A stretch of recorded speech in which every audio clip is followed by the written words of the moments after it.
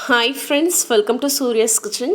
இன்றைக்கி இந்த வீடியோவில் ரொம்ப ஈஸியான முறையில் நல்ல சாஃப்டான பூந்தி லட்டு எப்படி செய்கிறதுன்னு தாங்க பார்க்க போகிறோம். இதுக்கு நம்ம பாகுபதம் பார்த்து செய்யணுங்கிற அவசியம் கூட இல்லை, ரொம்ப ஈஸியாக செய்யலாம். வாங்க இதை எப்படி செய்கிறதுன்னு பார்க்கலாம்.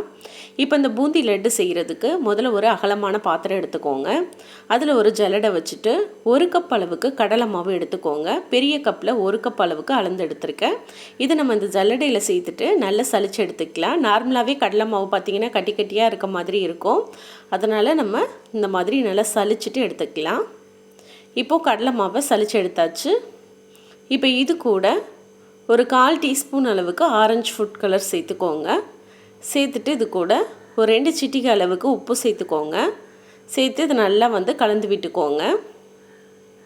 இது நல்லா கலந்து விட்டதுக்கப்புறமா இப்போ இது கூட தேவையான அளவுக்கு தண்ணி சேர்த்துக்கலாம். இப்போது நம்ம கடலை மாவு எடுத்த அதே கப்பில் 3/4 கப் அளவுக்கு தண்ணி சேர்த்துக்கலாம். இது நல்லா நம்ம கலந்து விட்டுட்டு அதுக்கப்புறமா நம்ம தண்ணி தேவைப்பட்டுச்சுன்னா பார்த்து சேர்த்துக்கலாம். இப்போது கட்டிகள் விழுகாத மாதிரி நல்லா கலந்து விட்டுக்கோங்க. கலந்துட்டு இப்போ இது கூட இன்னும் ஒரு 1/4 கப் அளவுக்கு தண்ணி சேர்த்துக்கலாம். மாவு இன்னும் திக்காக தான் இருக்குது, அதனால் இன்னும் நம்ம ஒரு 1/4 கப் அளவுக்கு தண்ணி சேர்த்துக்கலாம். மொத்தமாக 1 கப் தண்ணி சேர்த்துக்கோங்க, கரெக்டாக இருக்கும். இப்போ இது நல்லா நம்ம கட்டிகள் இல்லாத மாதிரி கலந்து விட்டு எடுத்துக்கலாம். இப்போ நல்லா மாவை கலந்ததுக்கப்புறமா பாருங்கள், மாவு இந்த மாதிரி நல்லா ஸ்மூத்தாக இருக்கணும், கொஞ்சம் கூட கட்டிகள் இருக்கக்கூடாது. இப்போ இது இந்த கன்சிஸ்டன்சியில் இருக்குது. இப்போ இதை எடுத்து நம்ம அப்படியே டைரெக்டாக எண்ணெயில் இந்த மாதிரி ஊற்றிக்கலாம். இதை எண்ணெயில் பொரிச்சு எடுக்கிறதுக்கு கடாயில் தேவையான அளவுக்கு எண்ணெயை சூடு பண்ணிக்கோங்க. எண்ணெய் நல்ல சூடாகணும். நல்ல சூட்டில் இருக்கும்போது தான் நம்ம மாவை உள்ளே சேர்க்கணும். கொஞ்சமாக மாவை இந்த மாதிரி விட்டு பார்த்திங்கன்னா தெரியும், விட்டவனையுமே உங்களுக்கு நல்லா எலும்பி வரணும், அந்த மாதிரி இருக்கணும். இப்போ நம்ம மாவை அப்படியே டைரெக்டாக கரண்டியில் எடுத்து இந்த மாதிரி கொஞ்சம் கொஞ்சமாக எண்ணெயில் சேர்த்துட்டிங்கன்னா அது நல்லா உங்களுக்கு எலும்பி பூந்தி மாதிரி வந்துடும். இதுக்கு நம்ம பூந்தி கரண்டி தான் வச்சு நம்ம பூந்தி பொரித்து செய்யணுங்கிற அவசியம் இல்லை. இந்த மாதிரி நீங்கள் சேஃப்லாம் இதுக்கு தேவையில்லை. இதுக்கப்புறமா நம்ம அரைச்சி தான் எடுக்க போகிறோம். அதனால் சேர்த்துட்டு ஒரு 30 நிமிஷம் மட்டும் எண்ணெயில் பொரிய விட்டுருங்க. ரொம்ப நேரம் பொரிய விட்டிங்கன்னா உங்களுக்கு ரொம்ப கிறிஸ்பி ஆயிரும், காரா பூந்தி மாதிரி கிறிஸ்பி ஆயிரும். அதுக்கப்புறம் லட்டு சாஃப்டாக இருக்காது. அதனால் ஒரு 30 நிமிஷம் மட்டும் பொரிய விட்டுட்டு எடுத்துருங்க. எடுத்துகிட்டு மறுபடியும் இதே மாதிரி மாவை எண்ணெயை நல்லா ஹை ஃப்ளேமில் வச்சு கொஞ்சம் கொஞ்சமாக இந்த மாதிரி ஊற்றி விட்டு நல்லா ஒரு 30 நிமிஷத்துலேயே பொரிய விட்டு எடுத்துருங்க. ரொம்ப கிறிஸ்பி ஆக மட்டும் விடாதீங்க. இப்போ நல்லா இதை எடுத்துடலாம். இதே மாதிரி நீங்கள் கொஞ்சம் கொஞ்சமாக எண்ணெயில் சேர்த்து பொரிச்சு எடுத்துக்கோங்க. சின்ன சின்ன பூந்தியாக இருக்கிறது நம்மளுக்கு கரண்டியில் வராது. அதனால் இந்த மாதிரி ஒரு சின்ன ஃபில்ட்ரு வச்சு வடிகட்டி எடுத்துக்கோங்க. ரொம்ப ஆயிலாக இருந்தால் நீங்கள் ஒரு டிஷ்யூ பேப்பரில் போட்டு கூட நல்லா எண்ணெயில் வடிய விட்டதுக்கப்புறம் கூட எடுத்துக்கலாம்.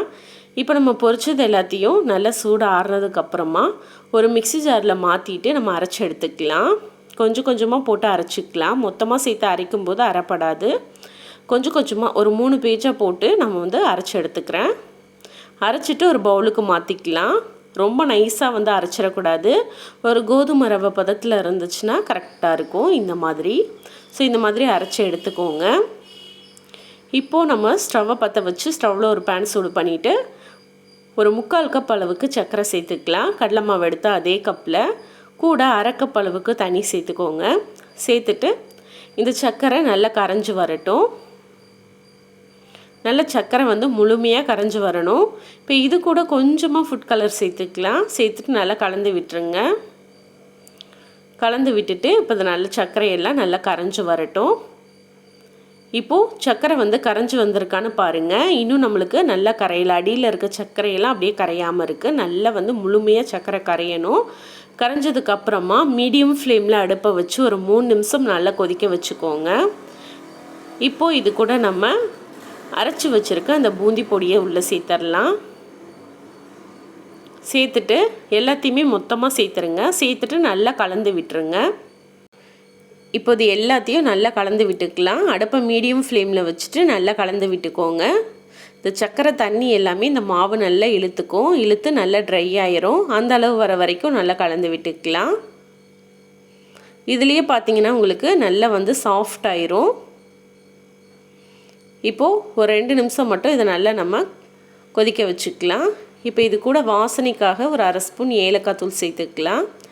சேர்த்துட்டு நல்லா கலந்து விட்டுக்கலாம். இப்போ 2 நிமிஷம் மட்டும் குக் பண்ணுங்கள். இதில் இருக்க அந்த ஈரப்பதம் லைட்டாக போகிற அளவுக்கு மட்டும் நம்ம குக் பண்ணிக்கலாம். இப்போ பாருங்கள், அதில் இருக்க ஈரப்பதம் எல்லாம் நல்லா போயிட்டு உங்களுக்கு நல்லா வந்து ட்ரையாக இருக்குது. இப்போ நம்ம ஸ்டவ்வை ஆஃப் பண்ணிக்கலாம். இந்த பதமே கரெக்டாக இருக்கும். ஆறுச்சுன்னா இன்னும் நம்மளுக்கு கெட்டியாகும். ஸோ அதனால் இந்த ஸ்டேஜில் ஸ்டவ்வை ஆஃப் பண்ணிடுங்க. ஆஃப் பண்ணிவிட்டு இந்த பேன்லேயே நல்லா ஆற விட்டுருங்க. இது நல்லா சூடு ஆறின பிறகு இது கூட கொஞ்சமாக முந்திரி பருப்பு சேர்த்துக்கலாம். சேர்த்து இதை நல்லா ஒரு தடவை கலந்து விட்டுட்டு அதுக்கப்புறமா நம்ம லட்டு பிடிச்சிக்கலாம். கலந்து விட்டுட்டு இப்போ இதை நம்ம லட்டு பிடிச்சிக்கலாம்.